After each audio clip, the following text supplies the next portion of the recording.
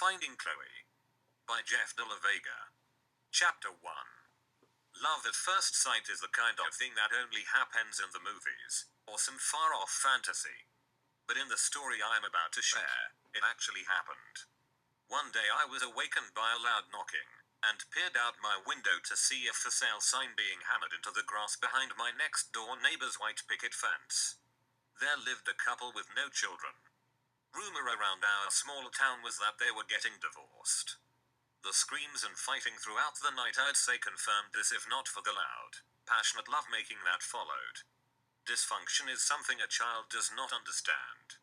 And when born into, or around it, you assume it is regular. It is all you know.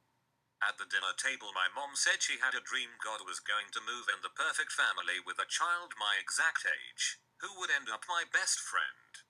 I really hope mother was right, but with my current long list of 0 friends, I was lacking faith. Chapter 2. The first day I saw Chloe is a photographic memory I replay sometimes when I see something that triggers me back to that day. After the for sale sign was taken down, we assumed someone would show up sooner than later. I was awakened to the sound of a U-Haul truck door sliding up to the roof. As I peered out my window, I squinted and waited for my eyes to adjust to the beautiful summer day. Through my stuck-together eyelashes and the fist that rubbed them out, time for a moment then froze. The hope was to see a boy my age, one clearly in need of new friends since he was moving into a new town. Instead, my eyes saw what could never be put into words. It was as if she was a magnet and my heart was instantly turned to metal. Her gravitational pull was magnetic. It was not just her youthful beauty that left me in awe. There was something deeper there that I could not understand, but needed to know insatiably. My mom knocked on my door and said, "Let's go walk over to introduce ourselves to the new neighbors." I was 12 years old at the time. Knock, knock, knock. "I can't come to the door right now," a man yelled. "Let's go back home," my mom said. Just as we reached the bottom of their driveway, we heard the screen door creak.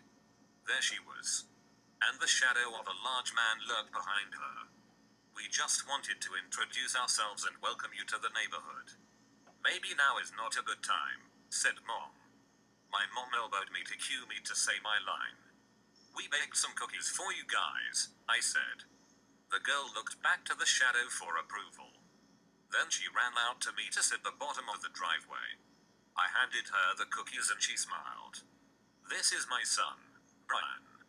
He is 12, my mom said. "And my name is Diane," she went on. "I'm 12 too." "You're lucky, Brian," the girl said. Puzzled, I asked why.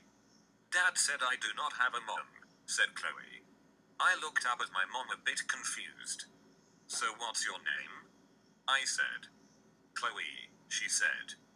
My mother and her father were never introduced and it felt he was hiding from her. Chapter 3. I had a basketball hoop my dad would help me drag into the street. After watching the Lakers, I would always run out and play at halftime. One day Chloe came outside. At first she would just sit on the curb in front of her house and watch.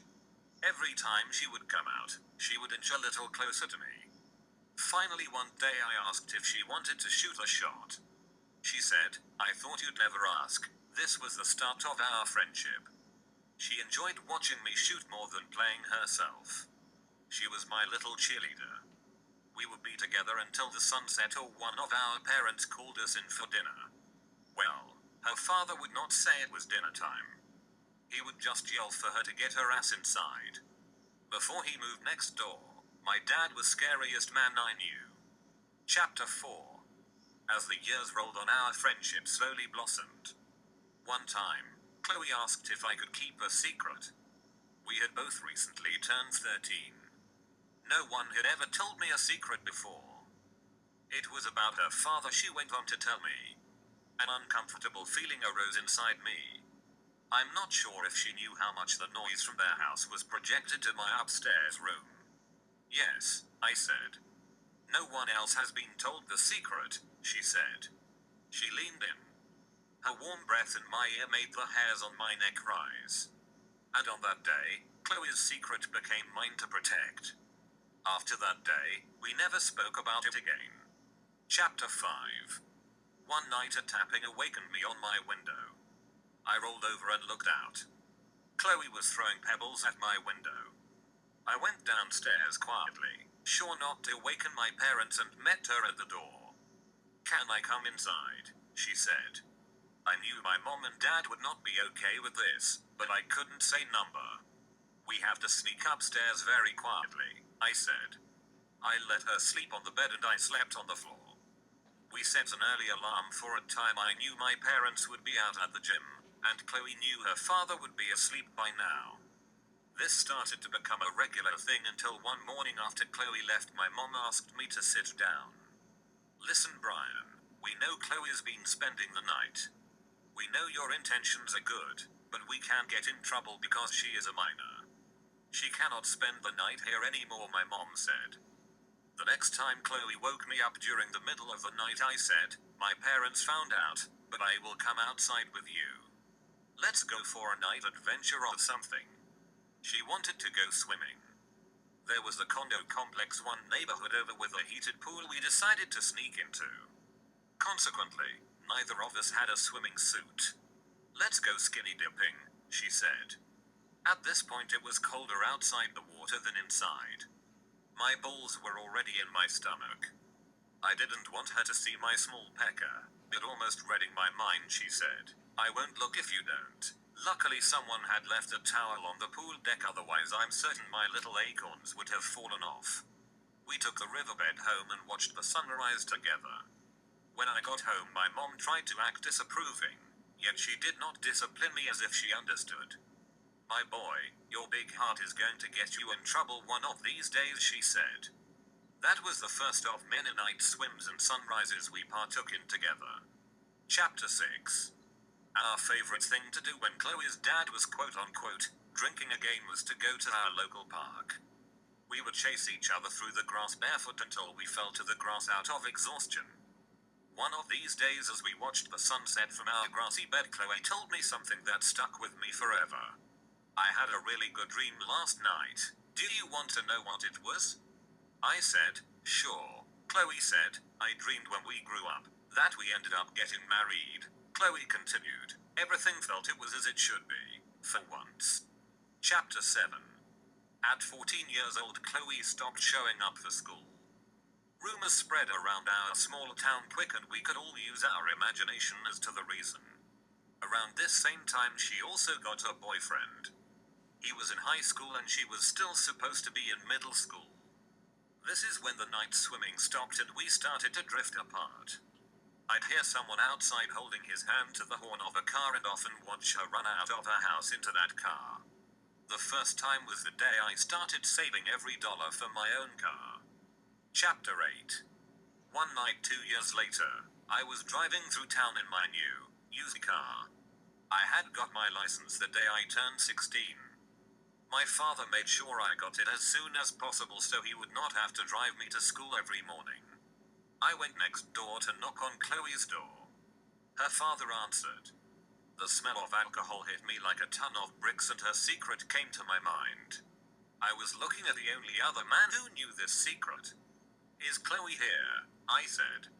"She hasn't been here in almost 2 years, her father said. "Once in a while, she will come guilt trip me into giving her a few dollars," he went on. "Do you know where I can find her?"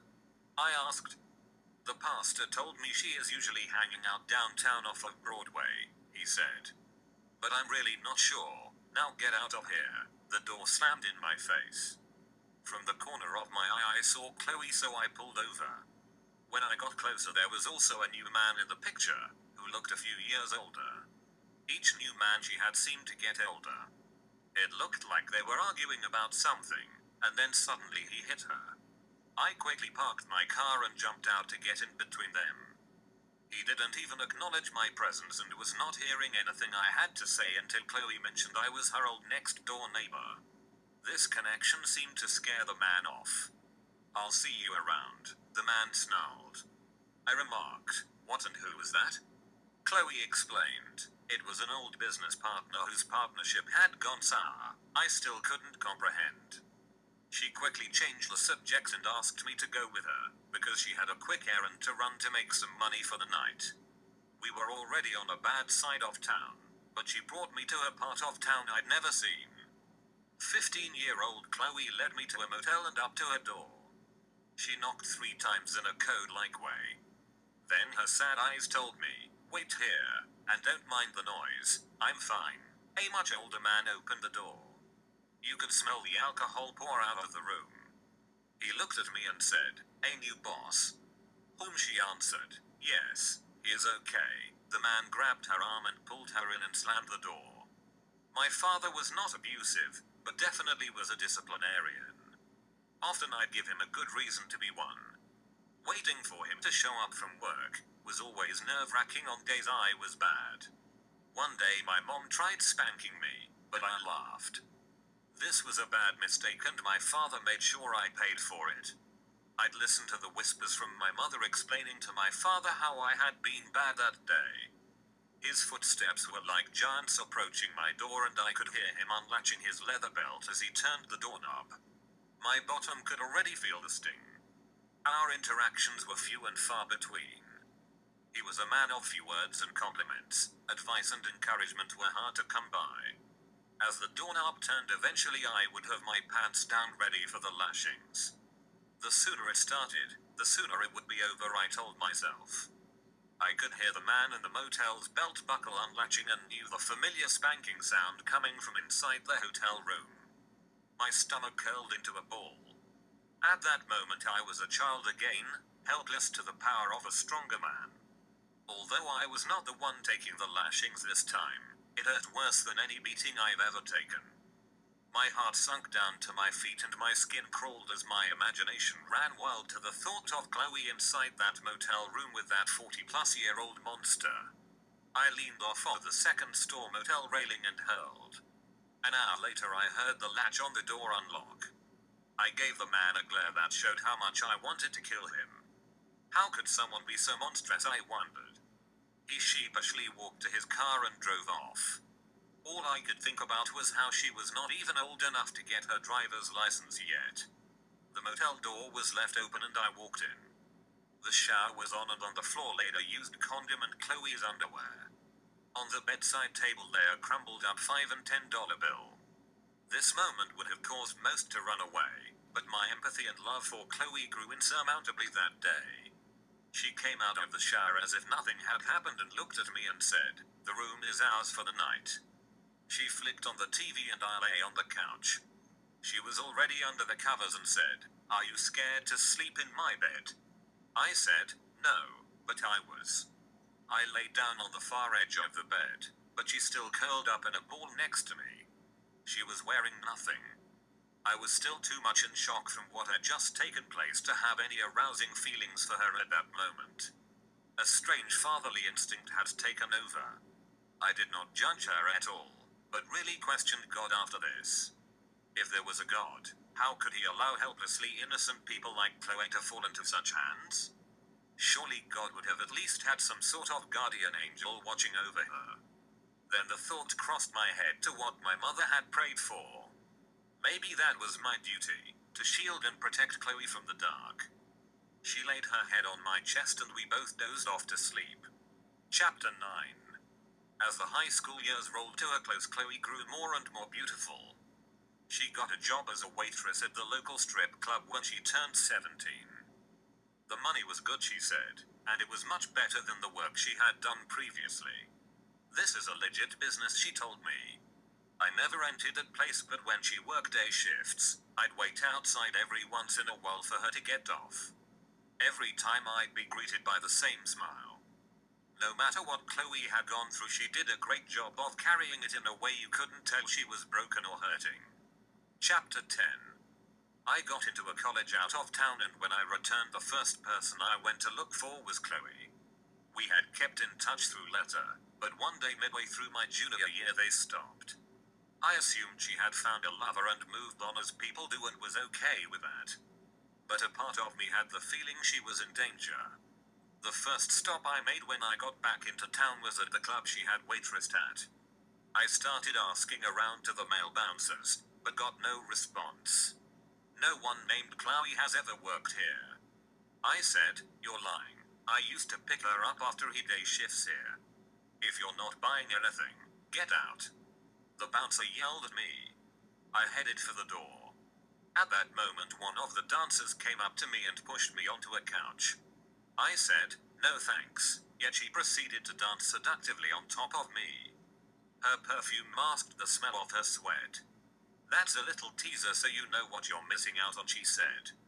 When you are in a better mood, come back and see me. I'll take good care of you. I got out of there as quick as possible to think of another way to find Chloe. Something was very off.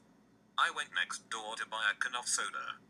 As I reached into my pocket to grab my wallet, in its place was a business card of the strip club with a time and place for me to meet Deja Vu, the dancer. She was quick. Chapter 11. A few days later I met Deja at a hole-in-the-wall bar on the outskirts of town that no one ever goes to. She had on heels and a long dark coat and big black sunglasses. We sat down at a small hidden booth. What kind of joke is this? Are you going to give me my wallet back? She slid it across the table. I opened it up to find everything in place except for the cash I had in there. I gave her a look and she replied, the money is my fee for the information I'm about to give you. Then it clicked in my brain, and the money lost became a faraway memory. I said, you know where Chloe is? She said, are you Brun? To which I replied yes. She always said you would come back for her. She mentioned how things were never the same after you left. Chloe used to talk about you all the time. As if you were her Prince Charming. I impatiently attempted to keep my voice down. Where is she? Deja replied quickly, Las Vegas. The owner of our club was starting a new venture out there because there are less restrictions. Chloe is his favorite, the owner. So of course he brought her with him to be the main attraction and to be sure the business got off to a great start. She did not want to go, but was still taken against her will. The owner, he's not a good man. He keeps all the money and leaves us with a few measly dollars. He does it so we cannot escape his grip and are dependent on him. He sees us as his possessions and as business assets. Pun intended. I replied, but I thought Chloe was just a waitress. Deja said, that's how they hook you. Then they get you dependent on them financially and for drugs and alcohol. Then they turn you out to dancing and all the wonderful things that come with it. Chapter 12. It was a 9-hour drive through the desert to Las Vegas. My ETA was 11:50 p.m. Deja left me with an address and a picture of the owner. My blood boiled thinking about that motel room night. In my imagination I saw the club owner's face in place of the 40-year-old monster at the motel. The small gun in my trunk seemed to be dragging down the back of my car. I promised myself I would not use it, but I thought of all the people who had previously purchased weapons and said the same thing. I had entered uncharted territory in the world and within myself. My mind raced, much faster than the 75-mile speed the car was moving at. Chapter 13. Who the fuck are you? The club owner said. I replied, I'm a man who knows how to treat a lady right. The club owner then proceeded, I don't think you understand who you're messing with. I'm going to give you one last chance, I said. Laughing, the owner said, I don't know who or where that dirty slut is, and if I did, why the fuck would I tell you, said the club owner. At that moment I saw red. The next thing I knew I was dragging the owner out of the club by his tie with the gun in my offhand pointed at his bouncers. I continued dragging him into the alley next to the club. I proceeded to punch his teeth out using the butt of the gun. Fuming I screamed, tell me where she is or I will kill you right now, you piece of shit. The owner whimpered, okay tough guy, she's in a mental hospital down outside of town. As the Vegas fireworks exploded above Brian's head as the clock struck midnight. Then 3 fireworks poured out of the handgun into the strip club owner's crotch. Brian walked out the alley as if nothing had happened towards the hospital. Chapter 14. In the end my mom was right about one thing. Certainly not the nice family, but Chloe was the best friend I ever knew. The only true love I've ever known, and the only one I will open my heart up to. When she left, The door to my heart closed and she took the key with her. After the hard life Chloe lived, I'm certain she will be waiting in heaven for me, and when the day comes I take my last breath, God willing, my heart will be open up to love once again forever.